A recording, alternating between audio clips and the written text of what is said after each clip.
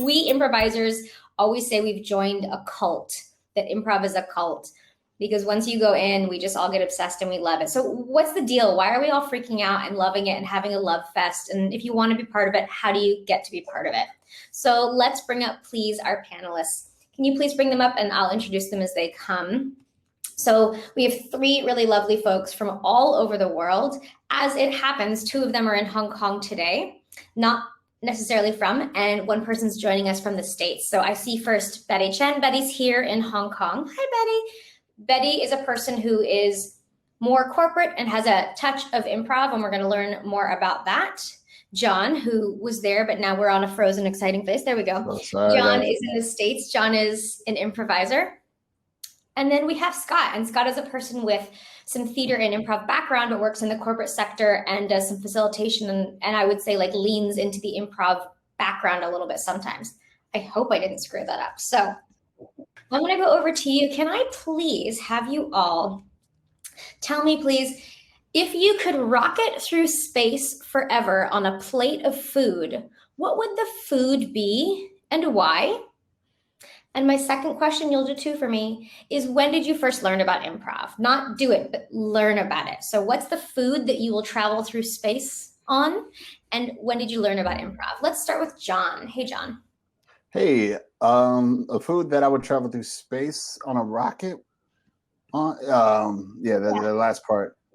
Yeah, a rocket, a dish of rock, like a rocket food plate, food dish rocket. That makes sense, right? Yeah. I just want to clarify. One wrong specific, and we're in a whole other category. Cheesecake with strawberries on top with strawberry drizzles. John, is it baked or set cheesecake? Is it a baked cheesecake? What's happening? Oh, hey, I don't know how. I don't watch the cow get murdered. I'm gonna say whatever is common. Okay. All cheesecake created equal. Okay. Yeah, I mean whatever people do normally for cheesecake. I don't know how it's made. This is very revealing and embarrassing. This is where we're at, though. I'm 38. I don't know how cheesecake's made. But I started learning about improv in 2010. I would say in earnest. I was taking it serious around then. Beautiful. Betty, please, what is your rocket ship food dish? I really could not make that more complicated of a question. Yeah. When did you learn about improv? So first question, very important. I was kind of imagining that I would be sitting in the dish of food.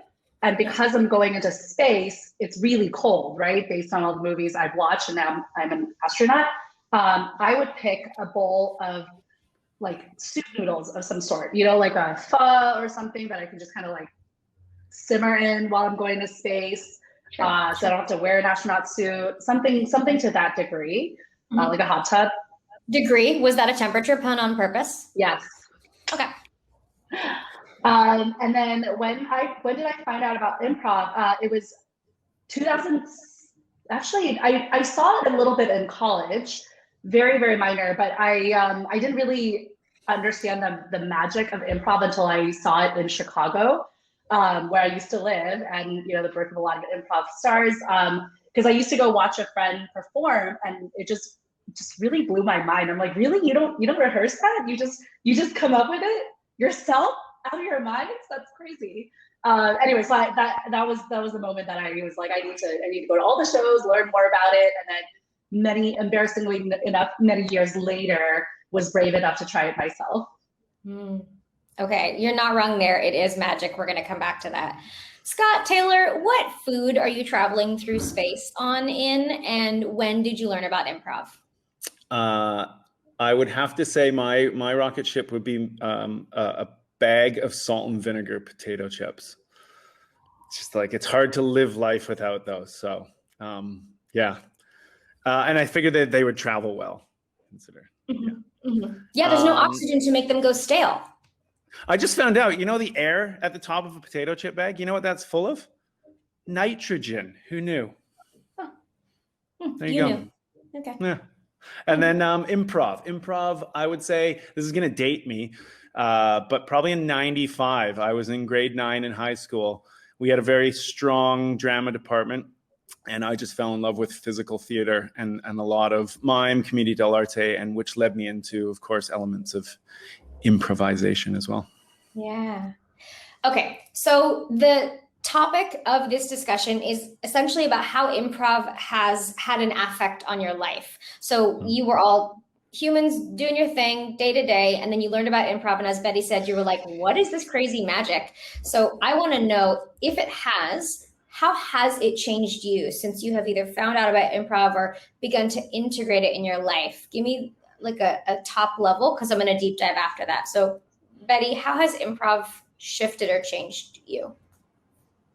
So when I first saw improv, as I was mentioning, it was in a show form. And when I started taking classes, and I know maybe we'll chat a bit more about that, but it was actually through work. So that actually gave me insight into how that improv, which seems so, on stage, theatrical, like drama, all the things that frankly I was not, I was never really a drama kid as much as I appreciated, but bridging that with the corporate world and how that impacted my, daily life, which you don't really think about because corporate world is not as fun.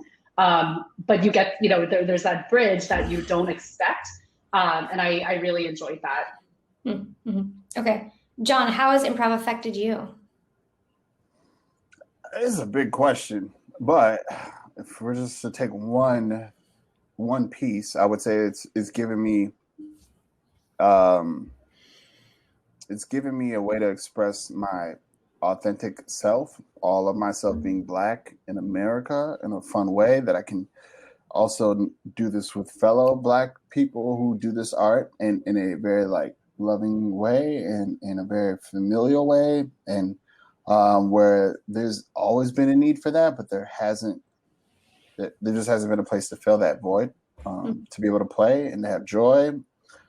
It's really increased my quality of life, because we don't got to get too deep into it, but when we turn on the news, especially if you're Black, there's a whole lot of horrible things to see that has Black people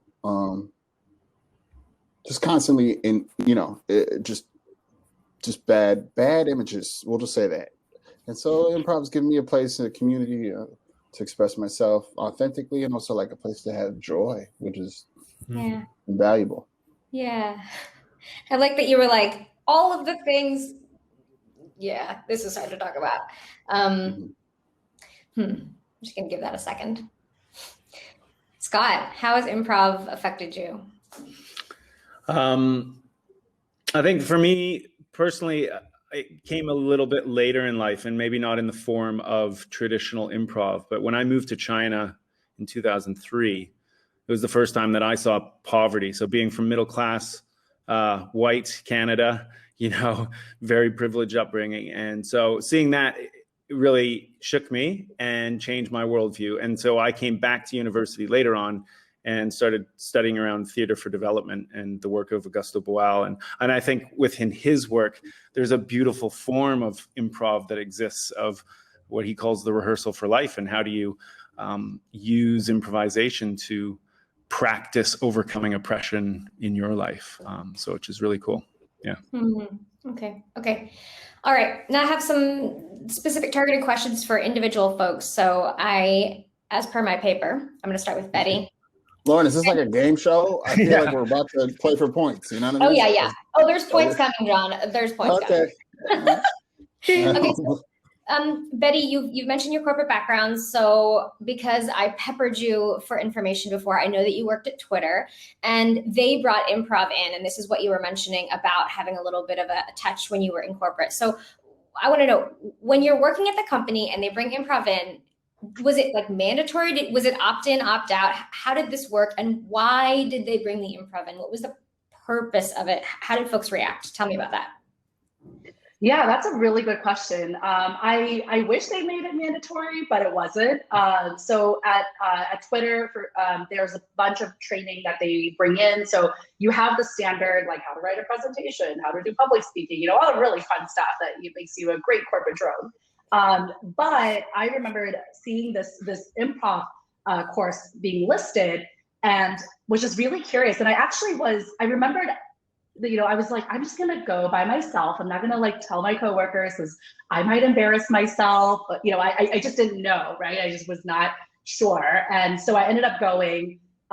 Love, it's run by this duo from San Francisco, and we remain friends. They were really great and created that safe space. And then you got to play with people you actually don't interact with on a daily basis, because it's for people from all over the company, right? So you might meet people that you don't ever cross paths with, and you're suddenly thrown in this atmosphere in a corporate environment, right? Where there's a bit of, you feel a little bit like, gotta be vulnerable and be okay with that. In front of people who you frankly don't know if they're, you'll know if it's Jack Dorsey, you'll know it's him, right? But like, there's executives, there's people at different levels, and you kind of go in this space that feels like democratic in a way, right? You're all, it doesn't matter what level you're in, doesn't matter what team you're in, doesn't matter what you're building. You're in there to be vulnerable and to play and to trust each other. And so anyway, so then because I went to that one class, I started to go more to every session. And I started to tell my coworkers, and actually was, I at this point, I feel like I've spent a lot of time explaining to people why improv is great and, contributes to all the things that you are trying to sign up for, like public speaking, maybe not deck writing, but thinking on your feet, making each other look good, and above, right? There's so many things that improv does that you can't learn from sitting and being talked at, which, at this point, I think a lot of us have done a lot of those. So I think I answered all your questions. Mm-hmm. Yeah. I have both taught corporate improv and been there for it. And I know what you mean about this hesitation from folks, and then this needing to kind of be okay with it. And I'm interested in like what happens after as well, because the point is that we're all coming to the room to speak the same language, to all grow together. And then what happens after that, to me, is really fascinating.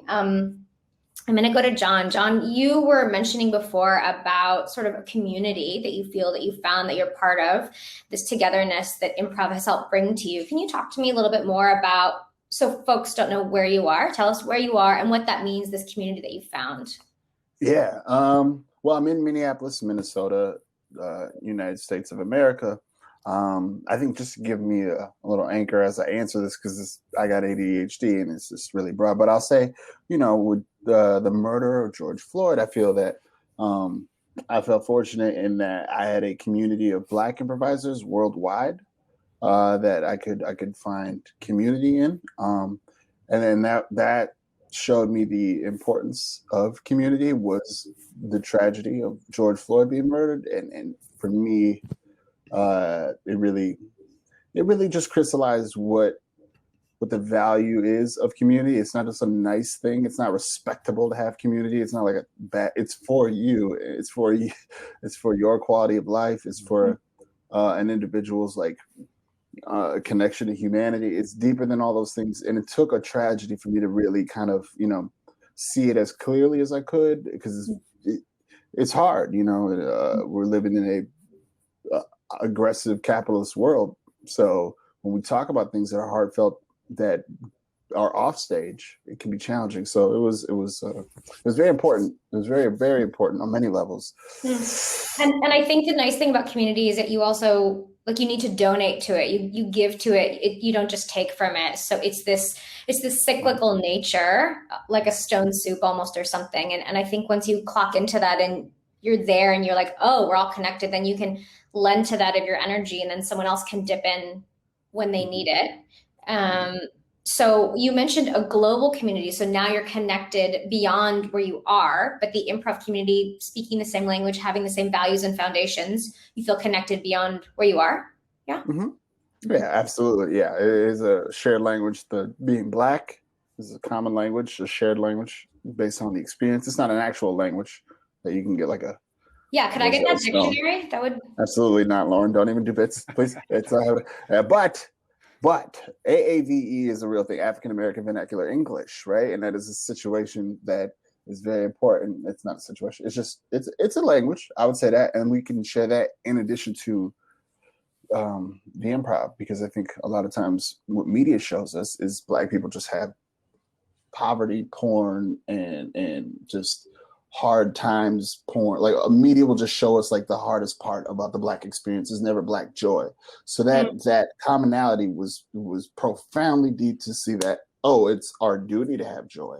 And it doesn't come easy because our whole life is stripped away from joy. So when we come together and have that, it's very special. I like that you said it's our duty to have joy. I feel like that's a human thing, and I love that. And I love also that improv is giving the ability to showcase that. So that showcasing is inviting people into it by putting it on stage and saying, we are doing this, we're having a great time. We're inviting people to the party, because if we don't showcase it, they don't know there's a party, so they don't know that they're invited to it. And I think that's really lovely. Yeah.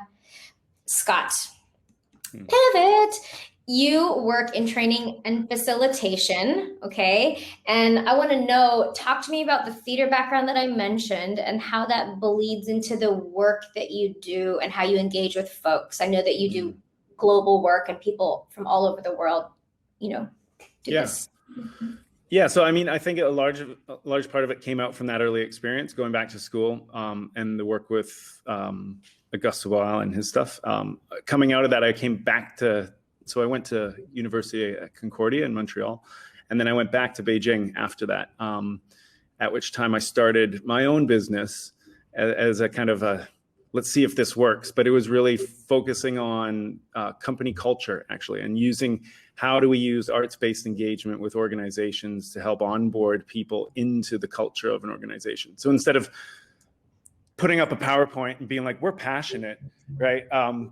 It was more about how do you create an experience where people can come and have a felt sense of what these values are. And so we used a lot of improvisation, a lot of image theater work, taking language away from it and working in improvisation without words, which I think is a very powerful experience to find meaning. And that kind of grew and grew into more purpose work with the organizations. And now I work for an organization called Bridge Partnership, and we have a foundation. And so we're also now using elements of this along with Lego Serious Play and other things, trying to eradicate human trafficking in India.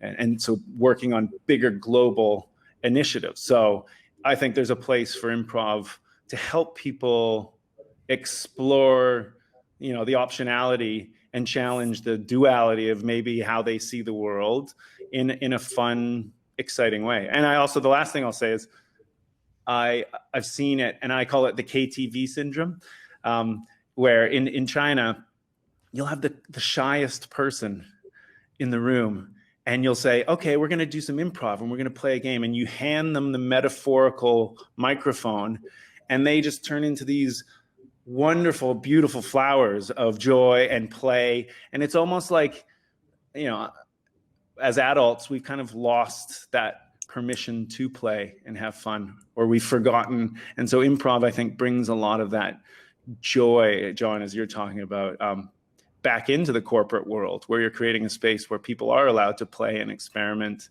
and be childish, which there's a lot of fun. Yeah. Yeah. So I totally know what you mean. I see the circle of people, and I see the wallflower who is petrified that they are being asked to be in the room, or potentially people are going to look at them while they talk. Betty is someone who's been in that room as a first timer, and then someone, it sounds like you might be joining this cult soon. For you, when you think people come to improv, I mean, they often tell us, right? I don't know about like John, what you hear, and Scott, what you hear, but I hear people coming, as you said, like communication and confidence and things like that. We might expect that. Are there other things, Betty, that have come off the back of improv training for you that were unexpected, things you didn't think you were going to find? I think that's a great question. What I really appreciate, what I really appreciate about improv is, yes, you can, yes, and you can get the communication training. Yes, you can get thinking on your feet. Yes, you can do all these things that we usually sit and listen to presentations for.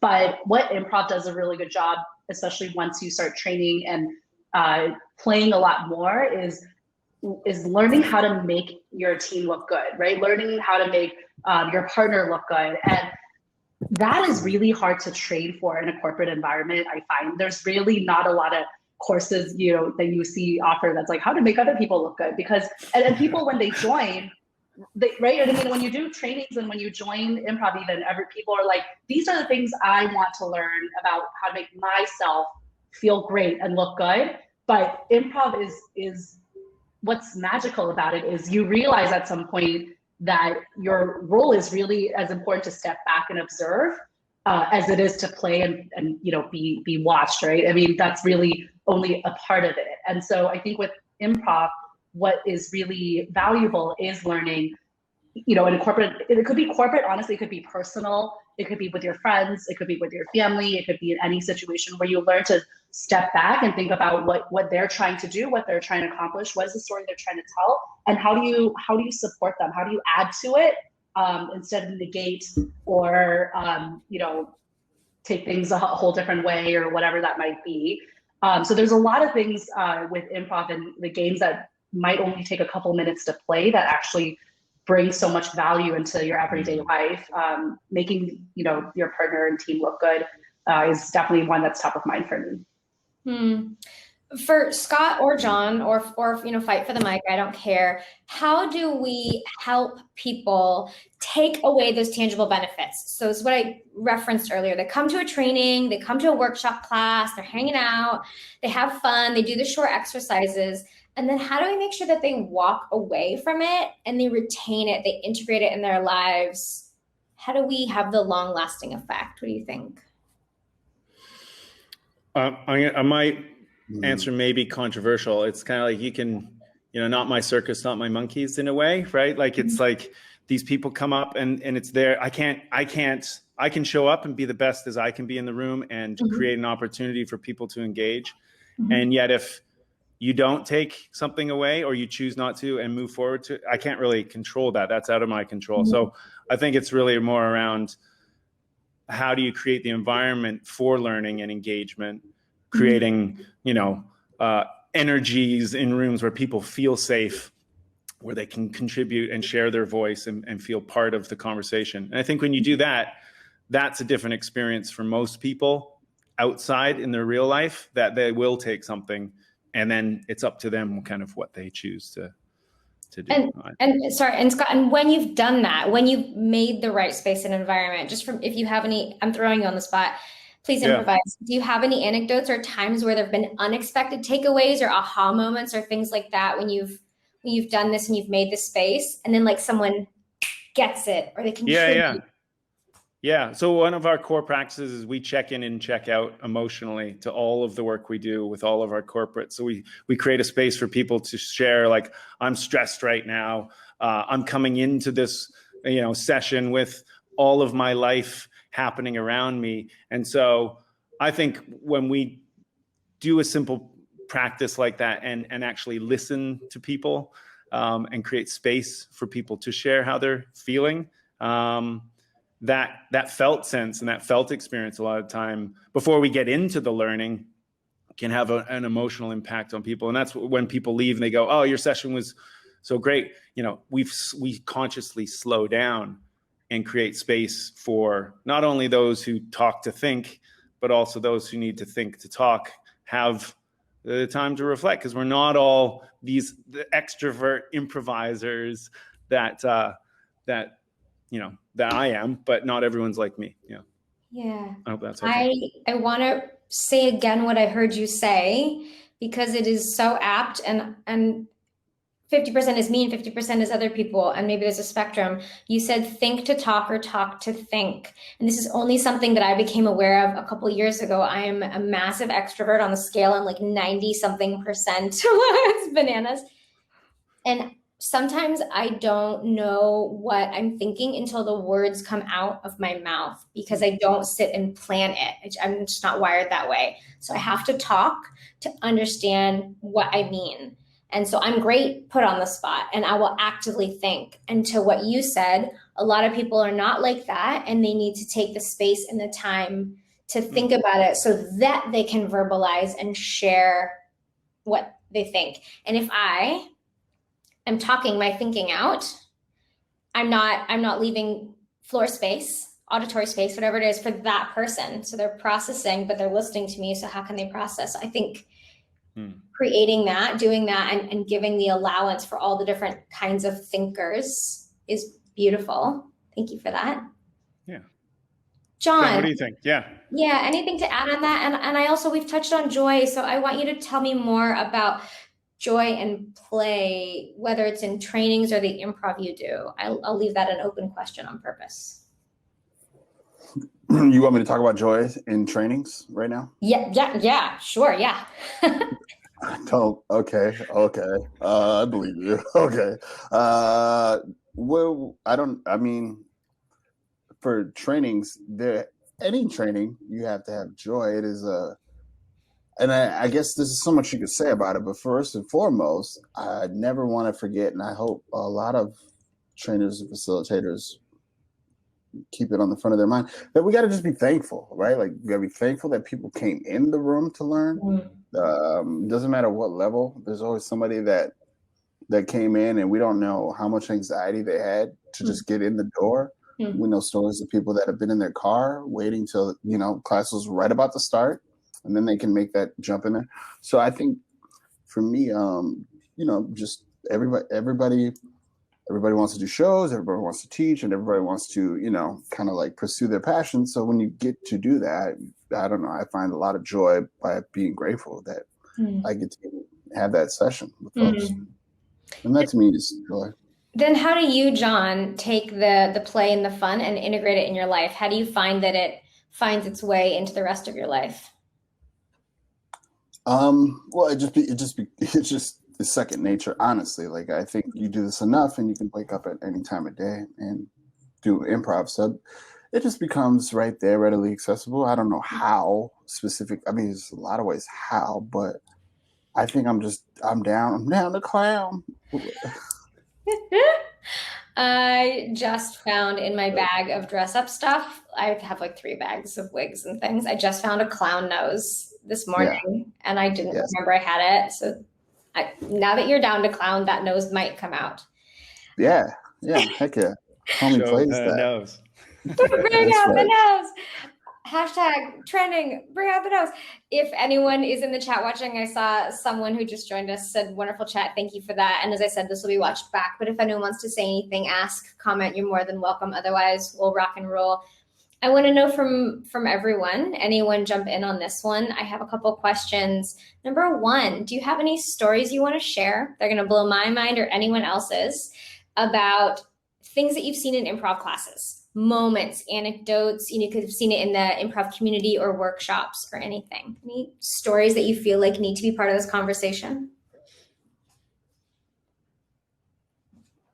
I'm just gonna have a drink of water while you think. No, this is good. I just want to clarify too, just to reframe it. We're talking about explore how you inspire.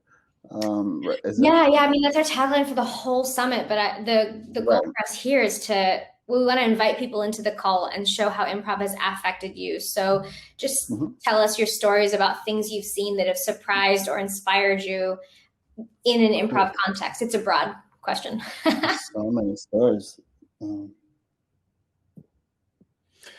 I'll do a quick one. I think what always surprised me, I'm a musician as well, and to see musical improv and the level of talent and grace that people are able to not only think of the words and the narrative that they're creating, and then yet to put that to music and create a beautiful piece that always blows me away and gives me, I get goosebumps right now just talking about it. Yeah. So for anyone who is watching this who doesn't know, when you say musical improv, you don't mean like jazz, like musicians improvising. Too. Yes, but yeah, I was talking about when you're in it and someone's playing some instruments and you're creating a song or a story or a musical on the spot. It's amazing. Yeah. John, did you have any stories to share? I'm still thinking, Betty. Oh man, I don't know if that's gonna blow your mind, but Lauren knows this. I feel like I'm like the #1 improv corporate training fan, and I've been telling all my coworkers. I've brought in trainers into different companies I've been in, and have had I've mentioned I've done so much pitching of why this matters, written papers and decks about why this matters. It's really, but I'd much rather do this than my usual job. But just seeing the people, when we talk about extroverts and introverts, right? I'm like Lauren, I'm like off the scale 100%.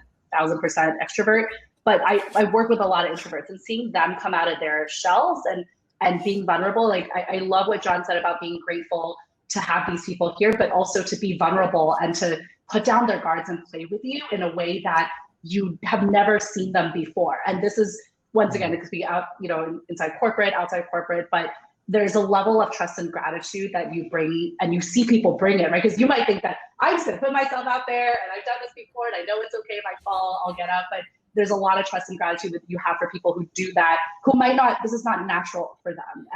And that's okay, but that's kind of the fun, and seeing them come out of their shell. And I've seen so many of my coworkers, whether they are, much older, almost retired, really introverted, have barely heard them speak 2 words, come play. And it's really fun to be able to see that joy out of people who they probably never, didn't realize this was an option for them. So I really like that. That's always, that to me is always quite magical to see that little spark come alive. I need to interject and tell you, Betty, that this is day 3 of the summit. I've been watching ASL interpreters interpret all of the shows, networking, workshops, everything. And you speaking now was literally the most animated Chris has been in 2.5 days. This was phenomenal. Your joy, excitement. He just rocked. It was so fun. I was watching you both next to each other. Thank you, Chris, for your energy. He's so good. So lovely, and he's always dressed so smartly. John, you passed it, but I'm coming back to you. Any anecdotes to share? A lot. First and foremost, Chris's outfit on point, 10 out of 10. Absolutely. Yep. Trying to be humble. Well, we've already blurred the line between the panel and talking to the interpreter, so here we are. Now, I would say there's a lot of really important moments, but I'm just keeping on theme with what I've been talking about and have been talking about, not only here, but like just in my work. So, for example, one of the things that blew me away is that we made today an international holiday. You just can do that. And today is International Black and Funny Day. So if you have anybody that you like or love, whether they are on TV, movies, dead or alive, they're Black and they're a comedian, you just shout them out on social media and use the hashtag Black and Funny Day. And I think when we talk about like the magic or and where I've seen a lot of magical things, I'm just like, I can't explain how that happened, but that just happened. We all witnessed that. I've had that many times. But to stay in line with what I'm talking about, there's a jam that I have here, and I did this. I started a few years ago, but it's a monthly jam. Just but it's only for Black, Indigenous, people of color. So essentially, it's a jam. It's an improv jam, open to the public, family friendly, all ages. We have free sandwiches, and just no white people, right? Just because this is a panel, but white supremacy is worldwide. I can use some shorthand, and it's there's no debate about that. But in order for my city to have the huge theater stage reflect the city, we had to start building more communities from different marginalized groups. So we needed more folks of color. We needed more people with disabilities in our improv scene. We just needed older folks, like 60 and older. Obviously more women, non-binary folks, trans folks, everybody. So the thing that's always got me, and I found it to be fascinating, was a lot of times, white people would come to the jam meaning well, and they just wanted the support. But I would say, I'm sorry, it's only for people of color. And they would be like, oh, okay. And then I would say, since everybody wants to know, I can tell you what we do in there, though, if you're curious. And I go, what? I go, improv. We're just doing improv. You can't believe it, but it's just improv. And that's all it is. You get people from all walks of life coming in there, have never done improv, maybe have seen Whose Line Is It Anyway, but none of that matters and it happens every time we have that jam. It blows me away. They will invent games because inevitably not everybody understands the instructions that I give out for certain games, because I can be horrible at explaining stuff. So as a result, somebody will make an error and it turns into something really cool. Or I'll give short,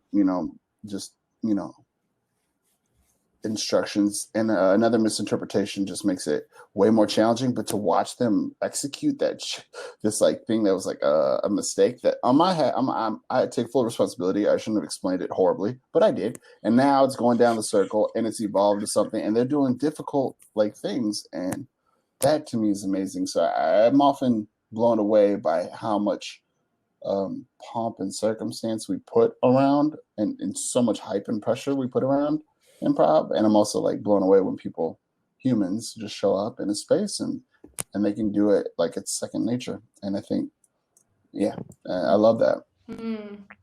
Thank you. I now realize I've never offered free sandwiches, and I don't know what I was thinking.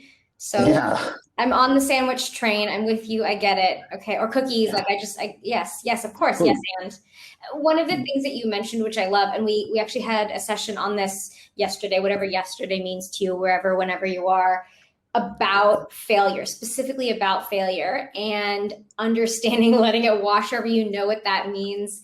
And when the two people who were facilitating that started, we had issues, which was so perfect.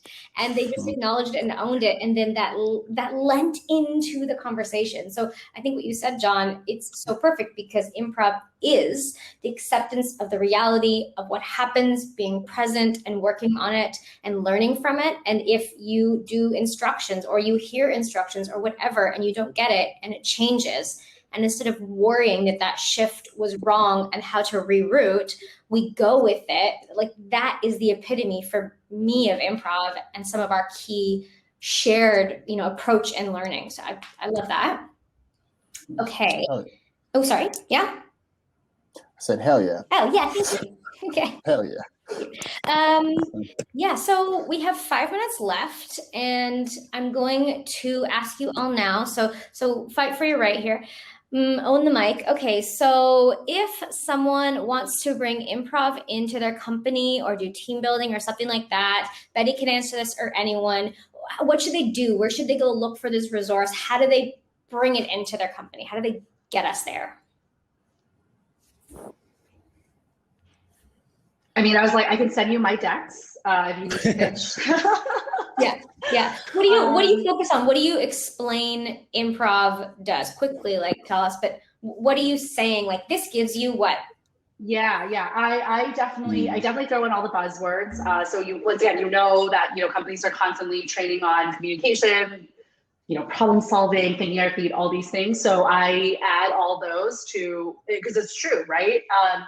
And then so I think having that pitch, sending some videos is helpful, especially if you have some. I would suggest not sending like whose line is it anyway, as much as I enjoyed it, but it's a little bit more. It's a little different than what you would anticipate. I think people would get a little bit more flustered by that expectation.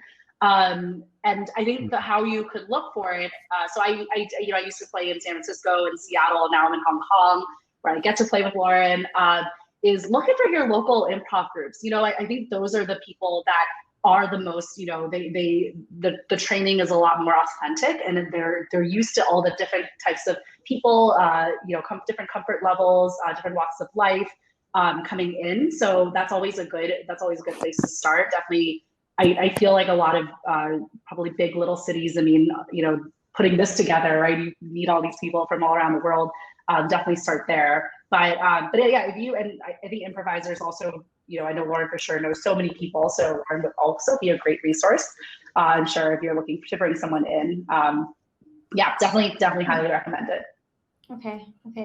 I have a closing question for you all, but anything else on that one before we jump off? I see. I think that's, yeah. Okay. That was perfect, Betty. That was beautiful. Okay, everyone. I love to close so many different things like this. I would like to know from you all, within the context of our conversation, what's all the fuss about improv? What are your words of wisdom, please? Literally within the context or without, I don't mind. But if anyone's watching this, they're curious about improv for community, for joy, for personal development, for corporate, whatever it is, any words of wisdom you want to share? When you're ready, you just go for it. Happy to go first.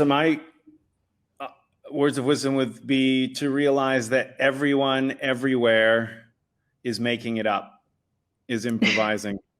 Behind the shiniest, tallest buildings are people running around with no idea what's going on. And so to not put someone or something or some place on a pedestal and realize that this is improv, what we've been doing here right now. We didn't plan this. Life is improv. And so if you're living, you're an experienced improviser. That's what I would say. I love that. Yeah. Betty, John, any words of wisdom? I was going to say, as someone who is in those shiny buildings, I can attest to that. There's a lot of improvising going on. How did you know? He's the window washer, like squeegeeing, and he's like, yeah. John, any words of wisdom? Betty, anything else?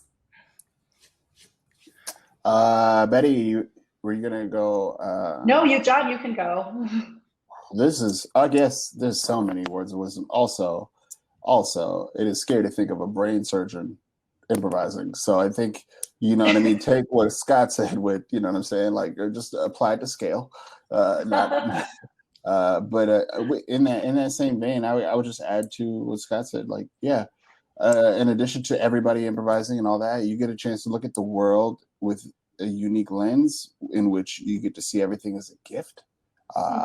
And opportunities, and you get to whereas I think the lens, which is just playful, you get to explore things in a unique way, in a cool way that you may not have had before, or it was beaten out of you like most people in K through 12 or whatever. And how cool is that now to go through life and you get to see situations unfold in front of you and you get to say, okay, well, how is this a gift? How is this a gift? How is this cool?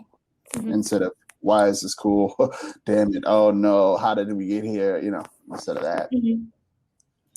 It's funny that you mentioned a brain surgeon. I feel like I'm plug city over here. We had a panel about medicine and how medicine and wellness connect with improv. And I would say as well, like, I'm almost scared of the brain surgeon who doesn't understand improv, because what if you're in there in my brain and something goes wrong? I want you to be present in the moment and know how to navigate that. So I want you to have a plan, and I want you to feel comfortable grounding yourself. So, like, yes, and to John, and also, no matter who you are, improv is for you, whether you are a brain surgeon or you're someone who's looking to play. I feel like the spectrum is so broad.